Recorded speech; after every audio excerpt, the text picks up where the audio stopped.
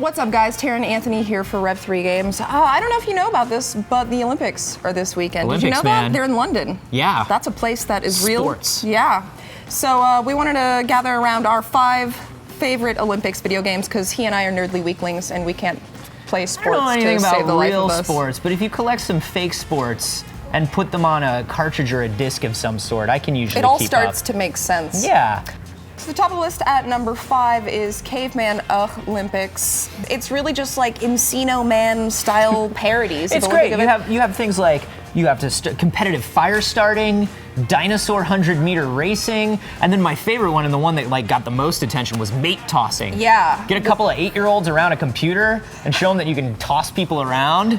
It's fun awesome. for the whole family. They had a lot of weird things in that Yeah. game. Pole vaulting over a dinosaur. Yeah, it was awesome. A lot of weird stuff going on. Next is Izzy's quest for the Olympic rings, which again, hardly an Olympic game. A lot of Olympic games that you're going to see, they follow the same format. It's a collection of sports. It's button mashing. It's like perfectly timed releasing of buttons to accomplish things. This game was just a nightmare. This game took the worst things about the Olympics, which was Izzy, this 90s Olympic mascot, and then the strange 90s love for licensed character platformers, and it mashed them together into this thing that was like if you told an 8-year-old to recreate Rayman the best he could. Yeah.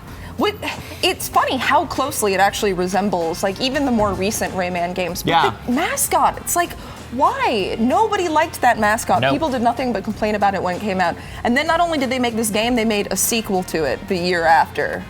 Why? Well, you know what? To wrap up the story, there was a lot of plot.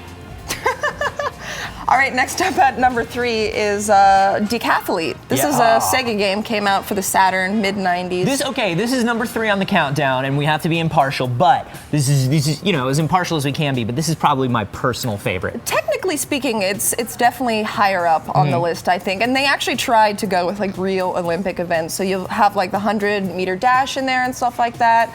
My favorite thing about Decathlete was when I was working in a video game store and we had a Saturn demo unit, we would always demo Decathlete because it ran in super high resolution, 640 by 480, 60 frames a second. I'm cutting myself on those edges. They're so sharp. God, it's like I'm really there. But you were the talk of Funko Land that day. Oh, my stars. No, well, the funny thing about this game is that they tried to be so serious with the actual events, and then the characters were completely off the wall and zany. They all had these like ridiculously stereotypical names that didn't even match the countries they were from. Like the French woman, I think, had like her last name was Reggiano or something. Why not? It's like they just looked inside their fridge and came up with names for people. But then they named the black guy Robin Banks. They name him Robin Banks and they make him wear a zebra print leotard.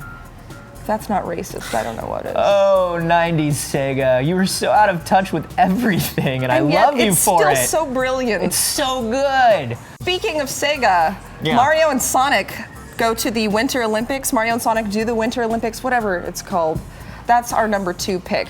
Mario and Sonic do the Winter Olympics, I think, is the porn parody. That might be a more interesting game. Yeah. Actually, you know what? This isn't a bad game. No. Like for all the hullabaloo about motion control and stuff, like they took the best parts of the first Mario and Sonic at the Olympics and kind of made them better.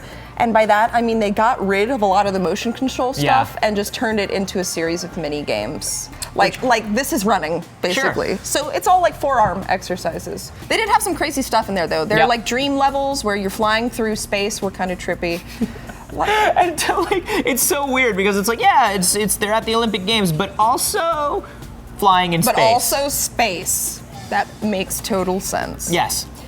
All right, moving on to our number 1 pick, track and field 2, going back to the classics. Yeah. Not quite the first classic. This is, to me though, the archetypal Olympic game. This is, the multiple sports, multiplayer. It's got the button mashing, and that's your total strategy. This feels like what Olympic games and Olympic video games have been built on. Yeah, and the first one was good. It was just so simple because it was really kind of one of the first of its kind. And then for the second game, they took out all but like 2 of the events, and they were like, oh, let's throw a bunch of random crap in here. Like, why not have you arm wrestle or shoot clay pigeons? That arm wrestling, I had nightmares about those guys. If you look at their portraits, they're just like, it's ridiculous. They're all roided out. they look like a Tool video.